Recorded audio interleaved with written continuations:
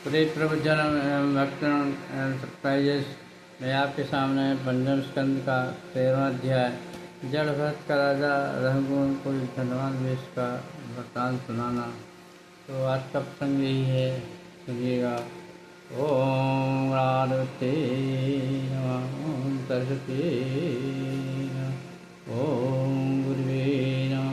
गुरुर्मा गुरुष्णु गुरुर्विष्णु गुरु साक्षात् परम ब्रह्म तस्मै श्री गुरुवे नमः। ज्ञानमूलं गुरुमूर्ति पूजामूलं गुरुपरं मंत्रमूलं गुरुवाक्यं मोक्षमूलं गुरुः अखण्डमण्डलाकारं व्याप्तं चराचरं तत्पदं तस्मै श्री गुरुवे नमः। ओम नमो बुद्धिवाय शिवाय नमः, ओम नमो बुद्धिवाय शिवाय नमः। हरे कृष्णा कृष्ण कृष्णा हरे कृष्णा कृष्ण कृष्णा हरे कृष्णा कृष्ण कृष्णा हरे कृष्णा कृष्ण कृष्णा कृष्ण कृष्णा कृष्ण कृष्णा हरे कृष्णा कृष्ण कृष्णा हरे कृष्णा। राधे राधे राधे राधे राधे राधे राधे राधे राधे राधे।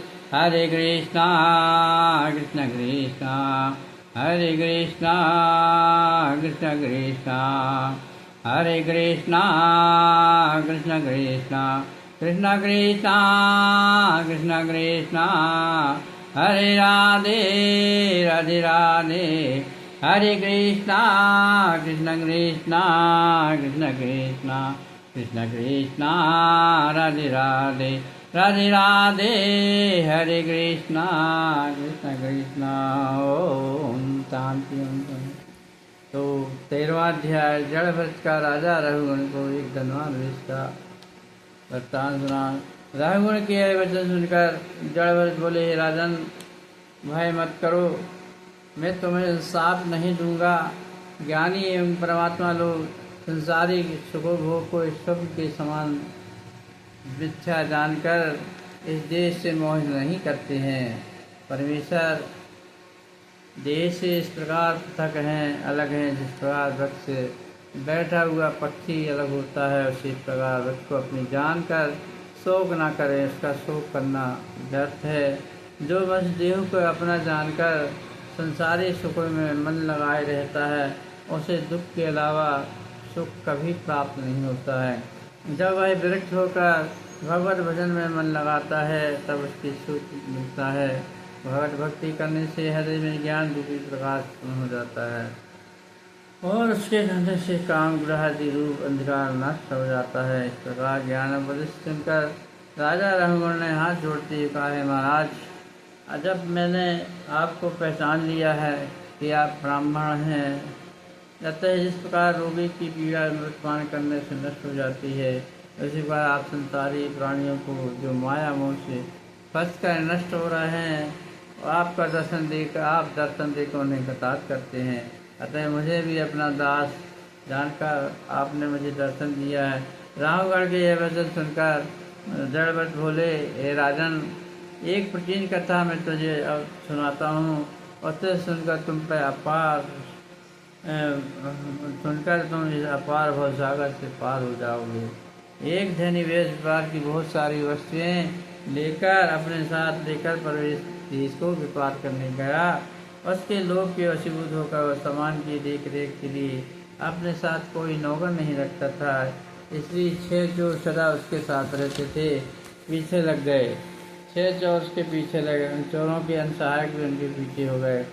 थोड़ी दूर नगर से बाहर जाकर वह वेश मार्ग भूल जाने के कारण वह एक ऐसे जंगल में जहाँ पहुँचा जहाँ कोसों तक बस्ती नाम का निशान भी नहीं था। उस जंगल में से भालू, कटीले, वृक्ष एवं बड़े बड़े नदी नाले अधिक होने के कारण उसका मार्ग में चलना अत्यंत कठिन हो गया।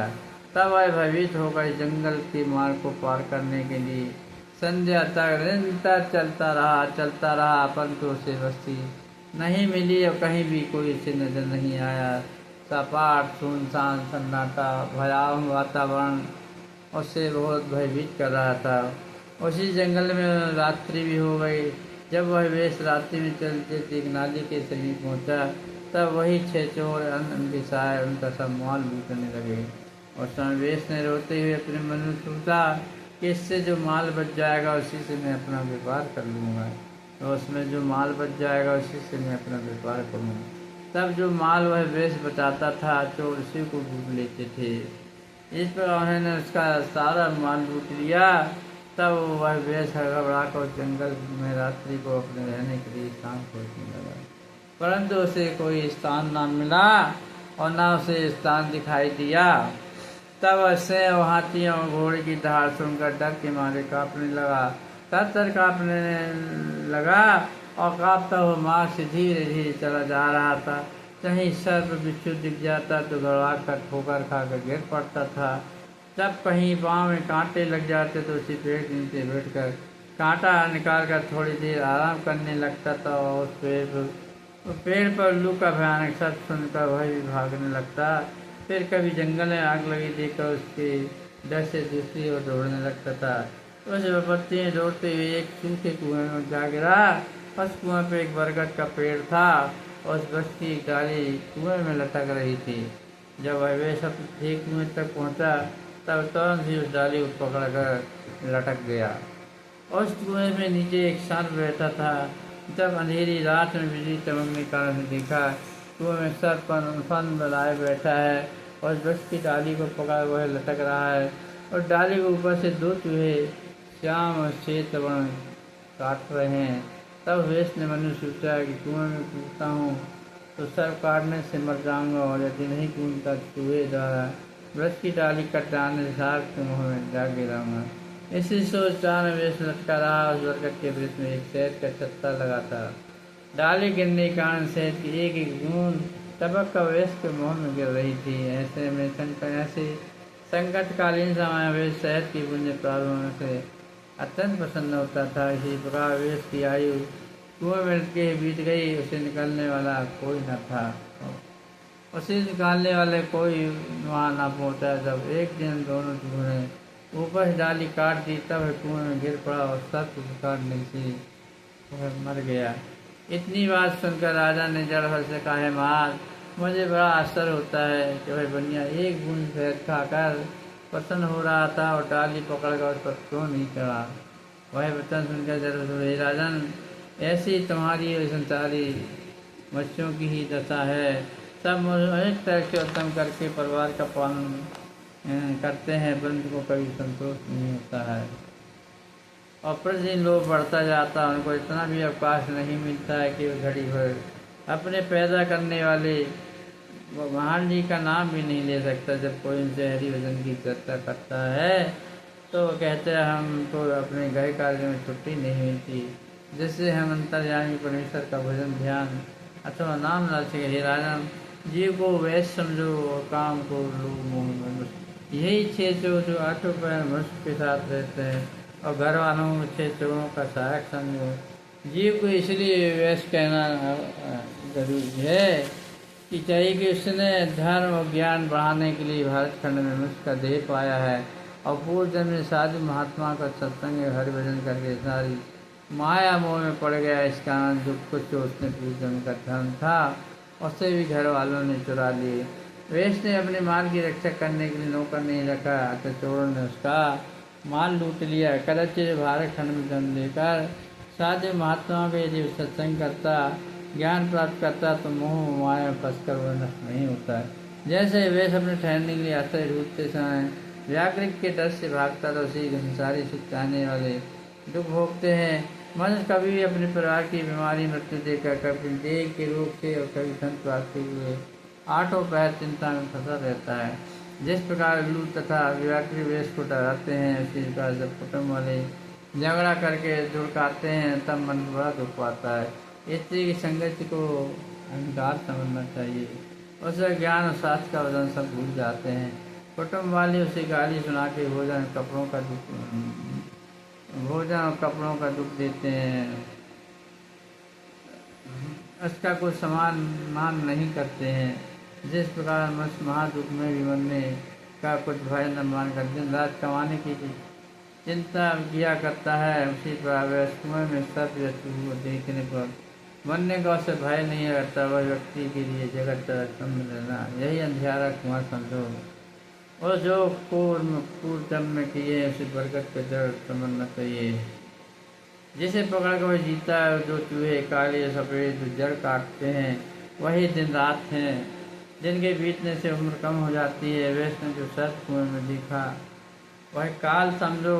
जिस प्रकार एक बूंद सहचार का वेश प्रदान तो इस तरह ज्ञानी मनुष्य बुढ़ापे में अनेक ही प्रकार के दुख होने पर परिवार में बैठ कर खुश होते हैं। उससे को शहद की बूंद समझो। हे राजन, जगत को दुख देने वाला बन जाओ। संसारी माया जाल में फंसने वाला मनुष्य वेश के समान है। दुख पाकर ही नष्ट होता है। जो मजबूत प्रमाण के अनुसार चलता है वही अपने मनोरथ को प्राप्त करता, नहीं तो सब छोटे बड़े माया रूपी वन में भूल कर नष्ट हो रहे हैं। सत्संग के बिना मोहि रूपी बाहर से निकलना बहुत ही कठिन है। नारायण नारायण। जड़ भरत ने जब इस तरह का ज्ञान रघुवर को बतलाया तब राजा बहुत प्रसन्न होकर जड़ भरत के चरणों में गिर गया और विनय करके बोला, हे स्वामी, जो अभी तक माया में भूल रहा था सो आपने दया करके ज्ञान रूपी मार्ग बताया है। यह वचन सुन जड़ बड़े राजा तो उस ज्ञान के प्रकार संसारी जाल में नहीं फंस हुए। राजा उसी समय विरक्त हो गया। उसी जगह अपनी पालकी छोड़कर वन में जाकर हरि भजन करने लगा और हरि भजन करके संसार से मुक्त हो गया और जबरदस्ती अपना शरीर योग पूजता त्याग कर सर हरि के परम धाम को चले गए। और जड़ भरत के सुमृत नामक पुत्र ने संसार में जैन धर्म का प्रचार किया और उनके वश में प्रचार आदि राजा पैदा हुआ। पार करके परम पद को प्राप्त हुआ। राधे राधे राधे। राजा परीक्षित ने इतनी कथा सुनकर पूछा, है स्वामी, आप दयालु होकर पृथ्वी स्वयाति के लोग काल विस्तार पूरा वर्णन कीजिए। सुखदेव जी कहने लगे, हे राजन, पहले सातों दीपों का वृत्तांत सजय में कहा है, अब पुनः विस्तार से ही समाप्ति है, सुनो। इस पृथ्वी को 7 द्वीपों में अलग अलग विभागों में बांटा गया है। प्रत्येक द्वीप का विस्तार इस प्रकार है। जम्बू द्वीप में 1 लाख योजन भूमि है। अन्य द्वीपों की संपूर्ण भूमि 50 करोड़ योजन है। चौथाई भूमि लोकालोक पर्वत के नीचे बने। 3 भाग 7 द्वीपों में चल रहे हैं। राजा प्रिय इन 7 द्वीपों के राजा थे। एक द्वीपों का राज अपने 7 पुत्र को बांट कर वन में जाकर ही नारायण जी की तपस्या और ध्यान करने लगे। ऋषभ के अग्रिक नामक पुत्र ने जम्बूद्वीप के 9 खंड करके एक खंड अपने सब पुत्रों को बांट दिया। उनके पुत्रों के जो नाम उन्होंने थे उन्होंने वही नाम उनके खंडों में रखे। पहला उत्कल खंड, दूसरा हिरण्य खंड, तीसरा वृत्रहस्त खंड, चौथा केतमाल खंड, 5वां इलावट खंड। उस खंड के मध्य सुवेद नामक स्वर्ण का पर्वत 1 लाख योजन ऊंचा था, 16,000 योजन लंबा, 8,000 योजन चौड़ा, 25,000 योजन की रेंज में। छठा नागकुंड, 7वां किंतु 8वां भरतखंड था। 9वां नरहरि खंड, ब्राह्मण कमल पुष्प की गोलाकार है। एक पर्वत 9 खंडों के सिराने में विद्यमान है। सुमेर पर्वत पर चारों ओर पहाड़ों पर दूर सहित जल एवं रस के सारे कुंड लबालब भरे हुए हैं। चारों अत्यंत ही सुंदर बगीचे फल और पुष्पों से लदे हुए। कुबेर, महादेव, वरुण चारों देवताओं में के वहाँ ऐसे बने हुए हैं जहाँ पर जाने या स्नान करने से वृद्ध एवं तर्ण यौवन अति सुंदर हो जाती हैं। सुमेर पर्वत के शिखर पर ब्रह्मपुरी 10,000 योजन लंबी चौड़ी उत्पन्न रत्नों से जड़ी हुई बनी, जहाँ तरह तरह के रंग बिरंगे पक्षी मधुर स्वर में शब्द करते हैं, घोड़े गुंजार करते हैं। वे राजा, वहाँ की सुंदरता का हम कहाँ तक बखान करें। उसका अनुभव सुंदरता के द्वारा देखना पड़ी सकता है। राधे कृष्ण राधे। प्रियजन, आज के प्रसंग का यही विराम किया जाता है। कल आपके सामने बोले हैं तो स्कंद का 16वां अध्याय। सुखदेव जी जा रहा है राजा से लोकालोक पर्वत के वृत्तांत का वर्णन करते हैं। राधे कृष्ण राधे। हरि ओम राधे। राधे कहो जय श्यामा कहो कहते रहो। राधे कहो जय श्यामा कहो कहते रहो। राधे कहो जय श्यामा कहो। राधे कहो चाहे श्यामा कहो कहते रहो राधे कहो चाहे श्यामा कहो चाहे राधे कहो श्यामा कहो चाहे राधे कहो कहते रहो सार यही जीवन का है सार यही जीवन का है राधे कहो चाहे श्यामा कहो कहते रहो सार यही जीवन का है मिथ्याचार है जग सारा मिथ्याचार है जग सारा राधे कहो चाहे श्यामा कहो कहते रहो